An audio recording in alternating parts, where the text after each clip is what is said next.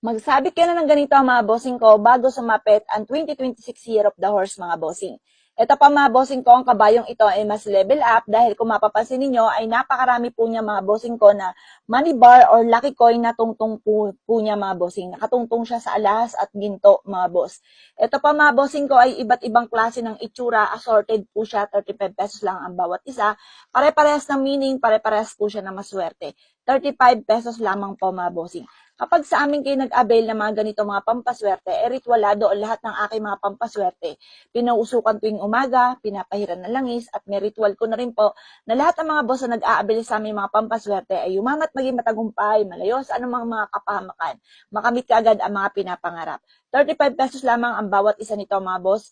Wala siya pinamimilian kahit saan nyo siya gustong isabit. Pwede siya sa pintuan, sa bintana, sa lahat ng pintuan. Ultimo nga po sa CR mga boss, sabitan nyo na ng ganito para meron tayong pang-attract na swerte. Sa buhay po natin, hindi po sapat yung sipag-sipag, tsaga-tsaga lang. Kailangan mga bossing ko, kaya nga po may pampaswerte, may pantaboy tayo ng malas, at tayo po mga bossing ko ay may panghatak na swerte. Abel nyo na po ito mga bossing.